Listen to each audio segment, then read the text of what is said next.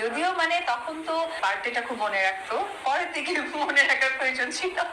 স্ক্রিনে একটা মানুষ যত রোমান্টিক, বাস্তব জীবনে ততটাই আনরোমান্টিক।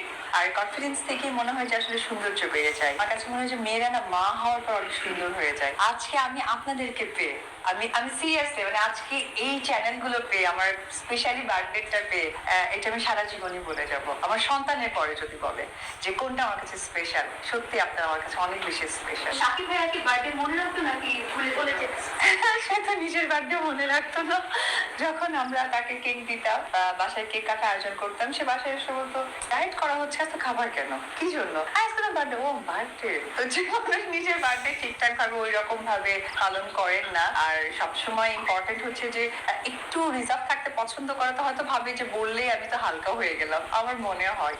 বগুড়াকে এটা খুব রিনাউন একটা শপ থেকে আমার জন্য সালোয়ার কামিজ, শুজ, কসমেটিক্স এগুলো নিয়ে গিয়েছিল। যদিও মানে তখন তো বার্থডেটা খুব মনে রাখতো, পরের দিকে মনে রাখার প্রয়োজন ছিল।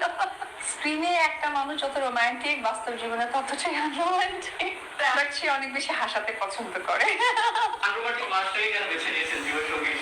কারণ সেই সময়টা আমি রোমান্টিক আনরোমান্টিকের ব্যাখ্যাটাই বুঝতাম না, সেই জন্য। পরিবারের প্রত্যেকটা মানুষই আমাকে উইশ করেছে শুরু থেকেই। এটা আসলে অন্যরকম, একটু ভালো লাগার